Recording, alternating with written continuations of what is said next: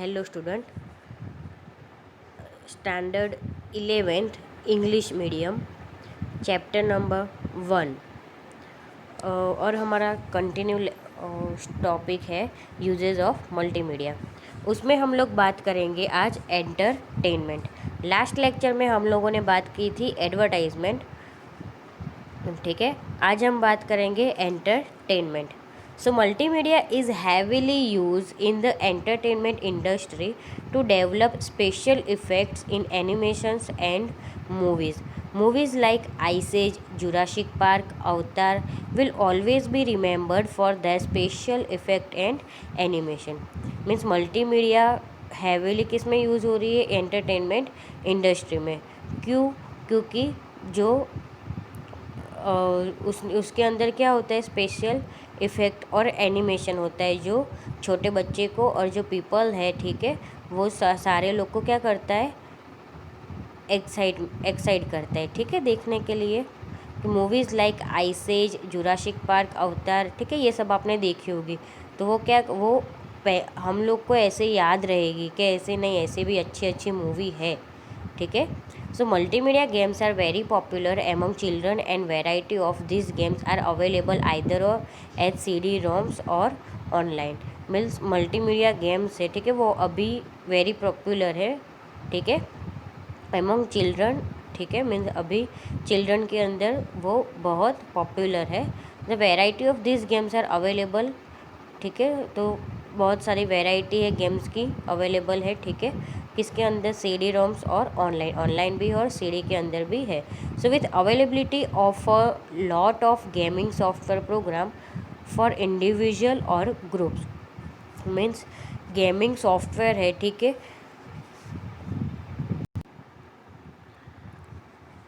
Individuals के लिए, groups के लिए, ठीक है, मीन्स एक भी खेल सकता है और ग्रुप में भी आप क्या कर सकते हो, खेल सकते हो, ठीक है।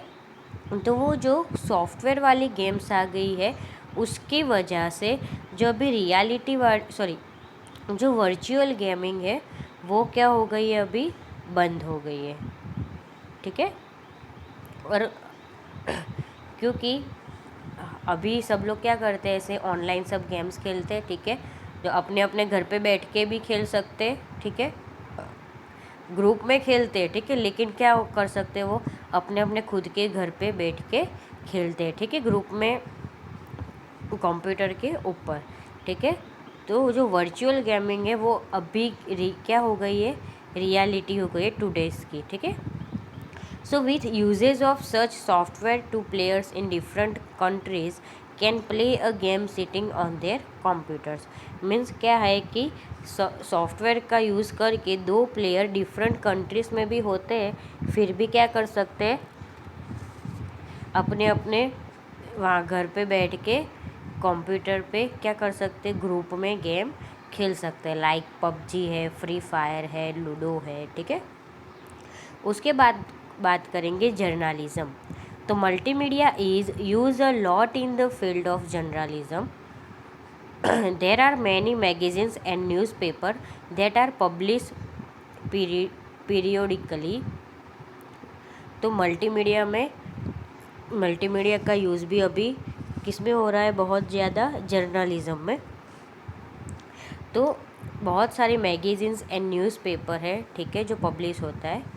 Today not only we see the text in the newspaper but can also see the photographs. Means अभी जो आपके न्यूज़पेपर आते हैं, ठीक है, घर पे, तो वो न्यूज़पेपर में आप क्या कर सकते हो, क्या देखते हो, टेक्स्ट होता है, ठीक है, लेकिन टेक्स्ट के बाजू में भी क्या होता है, इमेजेस भी होती है, ठीक है, सम एडवर्टाइजमेंट भी होता है और सम ऐसा भी होता है कि अगर किसी के बारे में लिखा गया, कोई सेलिब्रिटी के बारे में या कुछ भी हो, तो वो सेलिब्रिटी का पिक आता है, ठीक है, फ़ोटो आता है, मीन्स, और उसके बाजू में क्या होता है, उसके बारे में लिखा हुआ होता है। So but can also e-newspaper and e-magazines are also available online where we can see the videos related to particular news। Means e-newspaper and e-magazines है, ठीक है, वो अभी क्या है, अवेलेबल है ऑनलाइन। तो उसमें हम क्या कर सकते हैं, न्यूज़ भी देख सकते हैं और उसके रिलेटेड जो वीडियोस होते हैं, वो वीडियोस भी हम लोग क्या कर सकते हैं, उसमें देख सकते हैं। तो उसके बाद बात करेंगे स्टेजेस इन मल्टीमीडिया प्रोडक्शन, कि मल्टीमीडिया जो है वो कैसे बनता है। So any multimedia presentation must be carefully plan and design. Means जो भी मल्टीमीडिया प्रेजेंटेशन है, ठीक है, वो क्या होता है, केयरफुली प्लान किया हुआ होता है और डिज़ाइन किया हुआ होता है। As we studied that multimedia is applicable to almost all the areas, a plan should be according to the field selected. For example, an application made for entertainment may not work with an educational application and vice versa.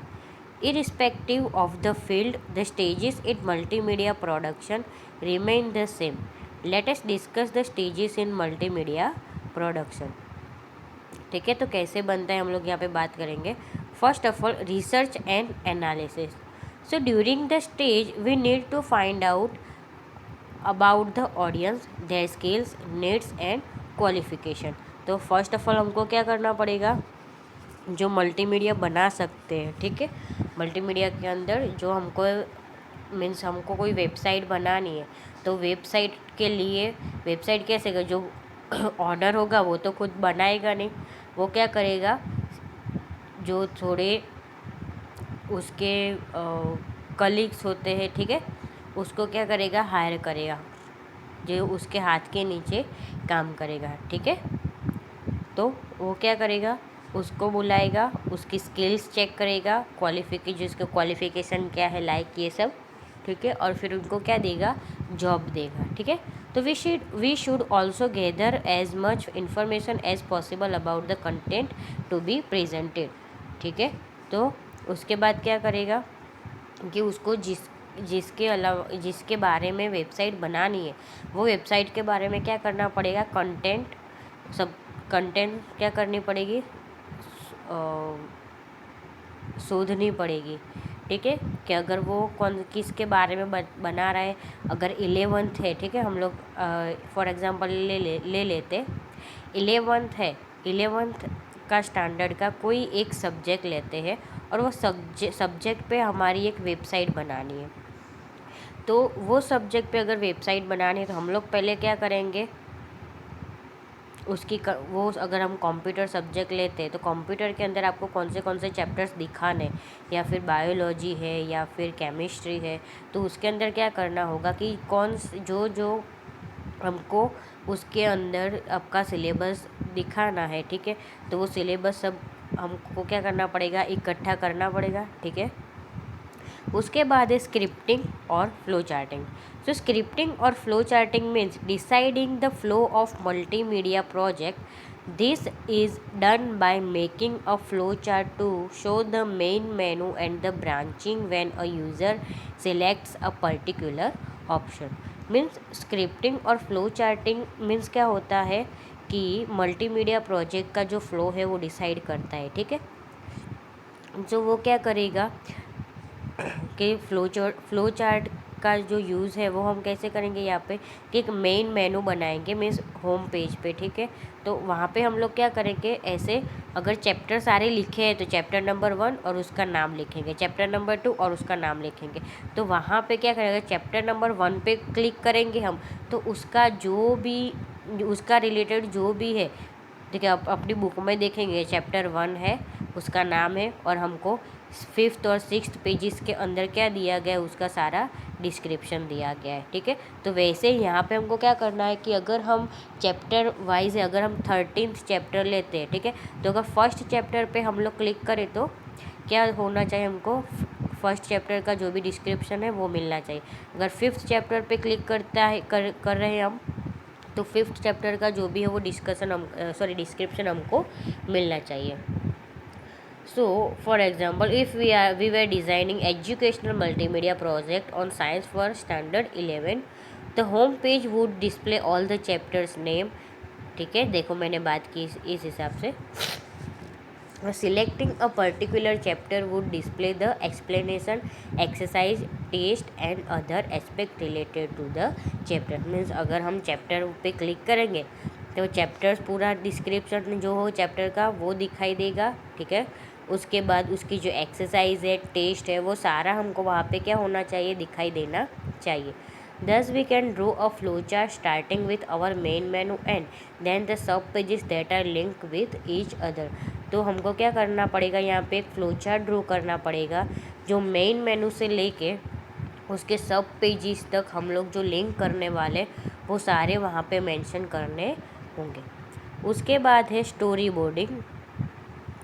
तो during this stage the actual visualisation of the project take place. The designer decides how each screen should look like, which media elements are to be used and where to place them on the screen. Means story boarding में क्या होगा कि जो actual visualisation है वो इस project में होगा, ठीक है। मीन्स जो डिज़ाइनर डिसाइड करेगा, ठीक है, कि कैसी स्क्रीन लगनी चाहिए, ठीक है, उसके अंदर कौन से मीडिया एलिमेंट्स यूज़ होने चाहिए, वो सारा किस में होगा, स्टोरी बोर्डिंग में। So the story board in our earlier example will contain the design of the home page, where we will place the buttons, how will they look like, what happens when we click this button and other such required elements. Means अगर हम home page लेते हैं, ठीक है, तो home page में कौन से बटन्स आएंगे, ठीक है, वो कैसे दिखेंगे। फिर अगर हम क्लिक करेंगे कोई भी बटन पे तो वो बटन पे क्लिक करने के बाद क्या होगा, ठीक है। तो ऐसे जो भी एलिमेंट्स है वो सब यहाँ पे क्या है, रिक्वायर्ड है। उसके बाद है collection of media elements and construction. So after the story boarding the designer is ready with the prototype and starts creating the graphics and other media elements to be use in the project. Means अगर story boarding का काम complete हो जाएगा उसके बाद क्या करेगा, जो डिज़ाइनर होगा वो अपने हिसाब से प्रोटोटाइप को क्या करेगा, प्रोटोटाइप स्टार्ट करेगा और उसके अंदर क्या करेगा, ग्राफिक्स को क्या करेगा, क्रिएट करेगा और दूसरे भी जो मीडिया एलिमेंट्स है वो उसके अंदर यूज़ करेगा प्रोजेक्ट के अंदर, ठीक है। For example characters to be use are created, sound and videos are recorded and animation are created. Means जो कैरेक्टर है, ठीक है, वो क्रिएट करने पड़ेंगे। उसके बाद उसके अंदर साउंड देना है, वीडियो देना है, ठीक है, उसको रिकॉर्ड करना है या फिर एनिमेशन देना है। वो जो सब है वो सब किस में होगा, collection of media elements and construction. उसके बाद है programming. So after the collection and construction of media elements they are combined together into final product using software packages like Macromedia Flash, Synfig, HyperCard to name a few.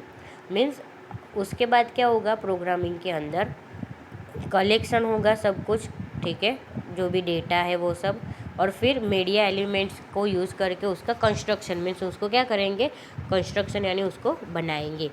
So they are combined together into a final product. Means वो क्या होगा, combine होगा दोनों साथ में, एक साथ में, और उसकी जो फाइनल प्रोडक्ट होगी वो सॉफ्टवेयर पैकेजेस के अंदर क्या होगी, यूज़ होगी।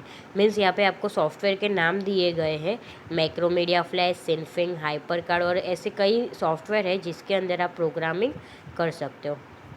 उसके बाद है टेस्टिंग, ठीक है, तो ये लास्ट स्टेज है। So this is the final stage of any multimedia project. In this stage we check if all the media elements are working as per the requirements or not. Means ये last stage है, ठीक है, तो इसके अंदर हमको क्या करना पड़ेगा, चेकिंग करना पड़ेगा जो मीडिया एलिमेंट्स हम लोगों ने डाले वो प्रॉपरली वर्किंग करते हैं और या नहीं करते। और अदर मीन्स के अगर वो हम लोग ऑनलाइन उसको वो वेबसाइट रखेंगे, ठीक है, तो वो यूज़र्स को पसंद आएगी या नहीं आएगी, या फिर उसके रिक्वायरमेंट के हिसाब से है या नहीं है। So also whether the audience targeted will find the design and the content attractive और नॉट। मीन्स अगर कोई भी यूज़र उसको ओपन करेगा तो उसको एट्रैक्टिव तो लगना चाहिए ना थोड़ा सा भी, ठीक है। तो if we work as per the stages mentioned here, then most of the applications that we may develop will turn out to be good, ठीक है। तो यहाँ पे हमारा चैप्टर नंबर 1 कंप्लीट होता है। यहाँ पे देखो क्वेश्चन नंबर 8 से आपका MCQs आता है, ठीक है, तो आपको यहाँ पे क्या करना है, MCQs लिखने हैं, कंपलसरी है। तो ये सारे MCQs आपको क्या करने हैं, आपको आपकी नोटबुक में लिखने हैं।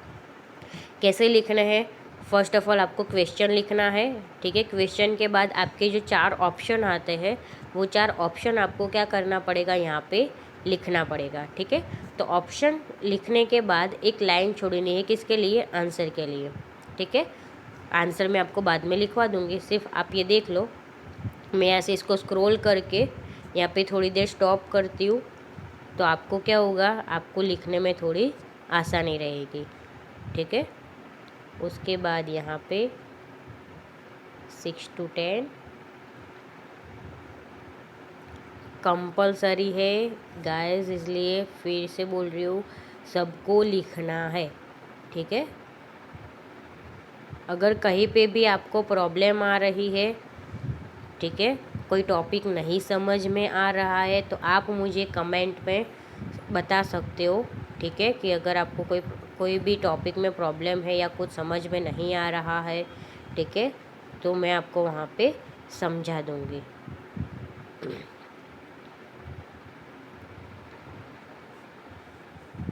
सो यहाँ तक आपका 20 MCQs है, ठीक है। तो 20 MCQs आपको क्या करने हैं, लिखने हैं, ठीक है, विथ ऑप्शंस, ठीक है। और आंसर मैं आपको फिर बाद में लिखवा दूँगी, ठीक है। तो आज के लेक्चर में इतना ही। नेक्स्ट लेक्चर में हम लोग स्टार्ट करेंगे चैप्टर नंबर 2।